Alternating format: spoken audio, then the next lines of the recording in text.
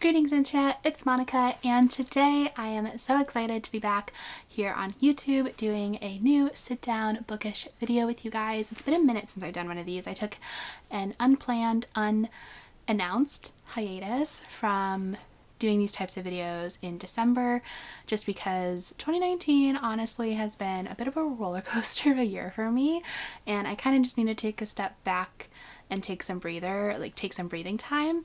So I did that throughout a lot of December, and I'm feeling much more rejuvenated and excited about the new year and just 2020 in general.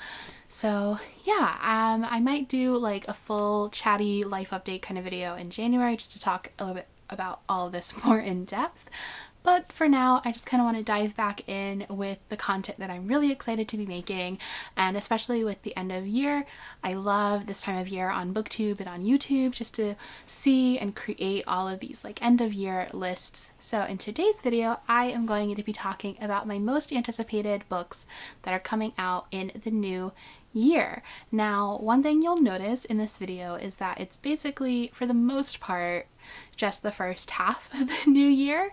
So if you don't know, publishing doesn't typically announce, they don't typically announce books that far in advance. I have narrowed this list down to my top 10 plus one honorable mention basically, because I really wanted it to be a curated list of just the creme de la creme, in my opinion, of books that I am the most excited for, and if I pre-ordered books, would definitely be pre-ordering. So as I mentioned, I do have one honorable mention in this video, and that's because I've already read the book, so it's not technically a most anticipated, but I still wanted to talk about it because it comes out at the very beginning of the year, and I definitely want it to be on people's radar because I thought it was absolutely amazing, and it is My Dark Vanessa by Kate Elizabeth Russell.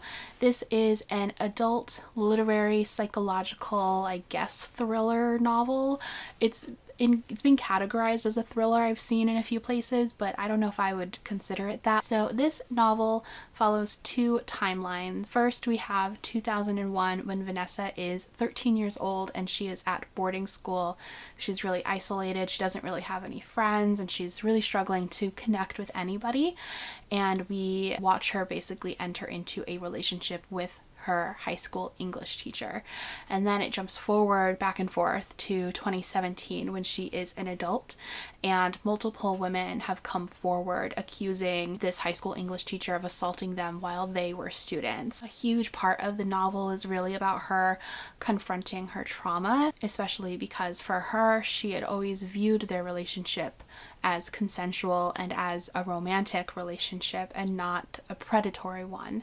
And so a lot of the novel really explores victimhood and this sort of idea of like the model victim. And it also explores a lot of the psychological area of trauma. We literally see multiple therapy appointments between Vanessa and her therapist. It is a really difficult read in the subject matter, but the way that it handles it, I think, is really well done. I think the message of it and the story that it tells is a really powerful one and a super important one. At the time that I was reading this, there was a controversy occurring on Twitter, within book Twitter. There's a super popular adult romance series that is basically about a 15-year-old gymnast entering into a relationship with her 30-year-old coach, and basically inspired by the actual events that occurred with the US Women's Olympics team, which is disgusting in and of itself that someone would write a romance series inspired by an actual assault. But the fact that you also have this romance series that romanticizes a relationship between a minor and an adult is just absolutely disgusting. And I thought that this was just such a clear example of that, of how we romanticize these situations and how that enables them. And that's what a lot of the book is really discussing. It's showing how adults just failed Vanessa over and over and over again. And it's heartbreaking and it's hard to read, but it is, I think, a book that is going to stick with me for a really long time, and a book that I would highly recommend, and I would definitely recommend it for a more adult audience. Now diving into my actual list, the first book comes out in March, and that one is The City We Became by N.K. Jemisin. I've actually never read anything by N.K. Jemisin before, which is just a tragedy, I know. It is one of my goals in 2020 to fix that and to read some of her works. And I'm super excited for this one because it sounds so interesting. This takes place in New York City, and it sort of creates this mythology around the city. And I would want to read the first 2 lines of the synopsis because it really gripped me. Every city has a soul. Some are as ancient as myths, and others are as new and destructive as children. New York City, she's got 5, but every city also has a dark side. And so this basically is about this like ancient evil that resides underneath New York City, and these 5 New York City residents who have to come together to save the city from this evil. And I just think this sounds so fascinating. I am really excited, especially to just read this world building, because again, it really feels like it might be like creating this mythology around the city of New York, and I just think that's so fascinating. So I'm really excited to pick this one up when it comes out in March. This next one might be surprising for some of you because I've been very hit or miss with this author, but it is Sarah J. Maas's new book, which is not called Crescent City, I learned, even though Crescent City is the giant title on the cover.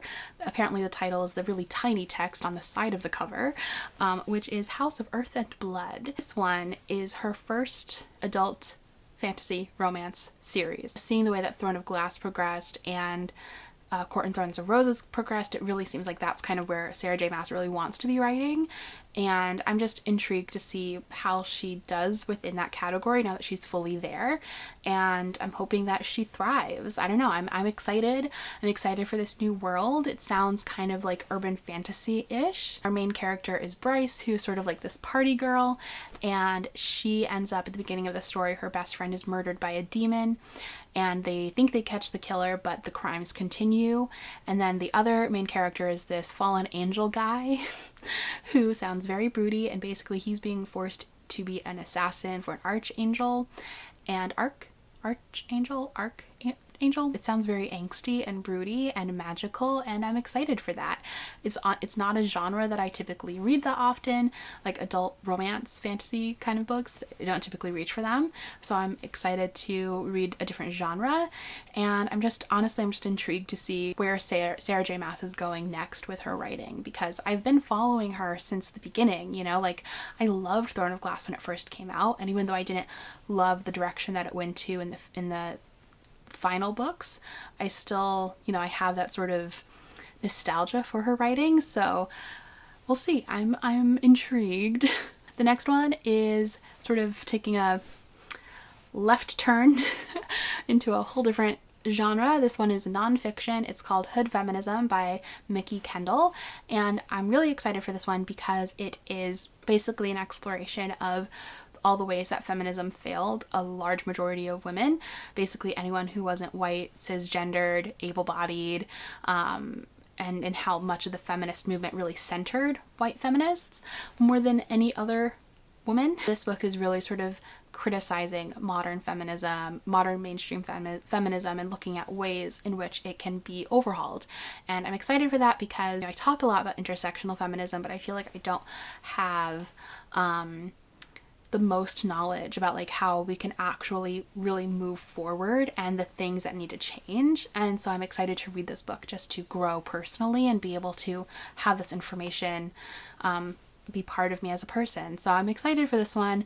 Sounds super interesting, and I would say if any of you are interested in just learning more about feminism and growing as a feminist, I think it'll probably be a really good pick for that. So yeah, so all of those books come out in March. Then in April, 2 books I'm so excited for. Both of them have Korean protagonists and set in very different time periods. The first one is If I Had Your Face by Frances Cha. This one is set in modern day Seoul. It follows 4 women who are living in an apartment building together, and it basically explores their friendships and their lives in Seoul and trying to just survive and thrive within the city. From my understanding, it's going to explore a lot of like the really intense beauty standards within Korea, and also the very rigid class divides that are there. So I'm really excited for this one because I haven't really read a lot like set in modern day Seoul, and just sort of to get a better understanding of what it would be like to, you know, be a woman living in Seoul today, what that experience is like, because, you know, I consume a lot of media that's set there, but I haven't really read anything sort of like within this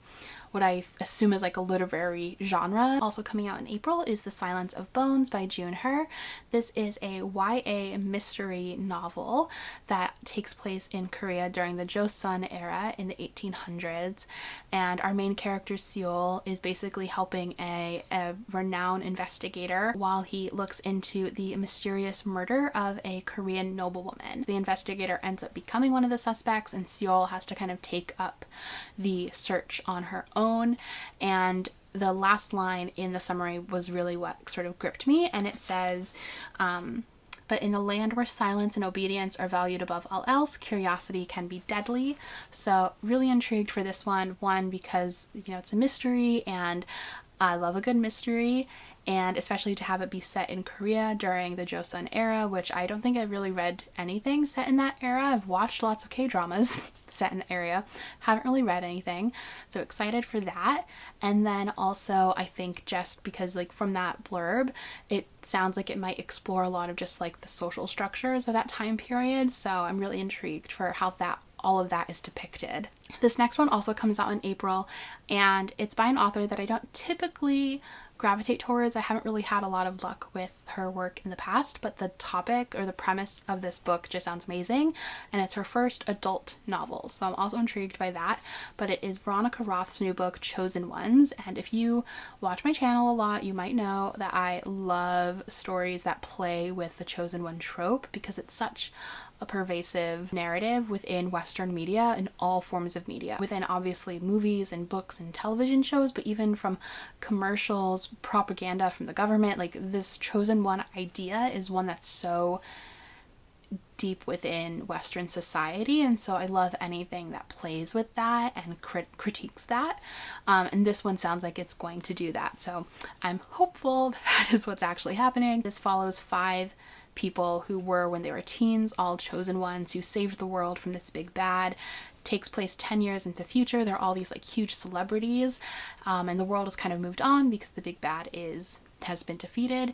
One of them ends up getting murdered or dies. It doesn't say they've been murdered, so who knows. One of them dies. They go to the funeral and they find out that the big bad is in fact not dead and still alive. So I'm excited to just see like what this book ends up being and what it ends up exploring. The premise just sounds super fascinating and exciting for me, so I'm hopeful that it's good. We'll see. Then one of my favorite authors of all time has a new book coming out. I think it's the first of a series. It's called Burn, and it's by Patrick Ness, and this one comes out in May. And it's a little bonkers, to be honest, to describe. We start off in 1956. We follow a character named Sarah, whose father ends up getting a red dragon to help with their farm. Dragons have become very scarce at this time period, so it's really surprising that he's done this. And then her and her best friend end up, I guess, getting into a scuffle with this racist police officer, and then the dragon ends up saving them, and then they end up also meeting up with this guy who runs a cult about dragons, and then they end up getting transported into this other universe where dragons don't exist, and they have to save both their universe and this new universe. So there's a lot going on. There's a lot happening within this book, which tends to be the case with Patrick Ness stories. Like, if any of you remember when oh god, More Than This came out and people were trying to like explain what More Than This was about, it was a wild time. So he tends to have a lot of like high concept stories, but they always work out in the end and become super fascinating and amazing. I have just loved so many of his books before, and I especially love the way he writes characters and like relationships, and just he's so good. So I'm really excited for this one, even though the premise sounds a little all over the place. I think it'll all come together, as things usually do for Patrick Ness stories. And then coming out way off into the distance in October is The Invisible Life of Addie LaRue by Victoria Schwab. And this is an adult novel for Victoria Schwab, adult fantasy novel. And if you follow her on social media, you are probably familiar with it because she posts about it all the time, her like writing process for it, which has been really fascinating to just like follow. And every time she posts about it, posts a snippet from it or whatever, I just gobble it up because it sounds so good. So there isn't a lot out there about this book. There isn't a synopsis or anything yet outside of like a couple of lines that she's written about it. So I'm gonna just read that. So the synopsis says, it's about a love story between a French girl and the devil over 300 years. She sells her soul for the ability to live forever, and the devil curses her to be forgotten by everyone she meets. So I think that sounds like a super interesting concept, and again, every like snippet that she's posted online has just been really exciting and intriguing. As of right now, it's slated to come out in October. That may change. It may change, like all the dates for all these books may change, but as of right now, it's coming out in 2020, so fingers crossed that that actually happens. The last two books I want to talk about are both sequels. I tried to save them for the end because I know not everyone has read all the same series. The first one is one that comes out in February, and it is maybe my most anticipated book of the entire year, and that is The King of Crows by Libba Bray. This is the fourth and final book in the Diviners series by Libba Bray, which is maybe my favorite book series of all time. I just think it's absolutely brilliant. It's set in the 1920s. It follows a whole group of teen protagonists who have these different like diviner abilities, from being able to read objects to dream walking to setting things on fire, healing, etc. And it's about them. It's about this like secret society, not secret society, but like secret government stuff, and it's very good. It's so good. There's ghost stories, it's spooky, it's political, it's metaphorical, it's everything to me. And if there is one series that you were to read because of me, it would be this one. I think it's amazing. I'm so excited for this final installation. I also am like super scared for it because Libba Bray does not pull punches. Like, I've grown up reading her books and she is not afraid to destroy her readers. So I'm like very nervous for this fourth book, but also very excited. Yeah, I cannot wait to like, it's been years waiting for this one, and I'm just over the moon that we're finally going to be able to read it. Yeah. And then the last book that I am excited about is the sequel, the third book within the Morrigan Crow series, and it's Hollow Pox by Jessica Townsend. This is a middle grade series that I've just absolutely adored. It's one that I just think anyone of any age could read and love. It's so whimsical and the world is so lush and fun. It takes place, it's set in this like magical hotel filled with a giant talking cat, which I know sounds maybe a little bit silly, but you know, it's supposed to be silly, but it's also just like so pure, and I love all the characters and their relationships. Basically, it follows Morrigan Crow, who is, I believe, 11 or 13 when the story begins, something like that. She's living in this town and she's blamed for all the bad things that happen, and she's supposed to die on the evening of her birthday, but she ends up being rescued by this man who sweeps her off to the land of Nevermore, and she ends up entering into these trials to join the secret society. And it's just amazing. It's so good. You have everything from, again, a magical hotel, you have interdimensional travel, you have a secret society, a magical school. Like, there's just so much happening within this world, and it's so good and wonderful. It's truly wondrous, and I cannot recommend it enough. And I'm so excited that the third book is coming out because I loved the first two books equally. I thought they were just beautiful. So really excited for this third one and to just continue with the series. And I hope that there are going to be so many more in the series because I love it so much. Those are the books that I am most excited for this year. I'd love to hear from you guys about what books from 2020 you're most excited for, or from the ones that I mentioned, which ones most intrigue you. And also, if you want the full list of books that I mentioned, I will have a link down below to my Goodreads 2020 shelf where you can find all the books I mentioned in this video, plus any other 2020 releases that I'm excited for, so you can check that out. And yeah, thank you guys so much for watching, and I'll talk to you next time. Bye!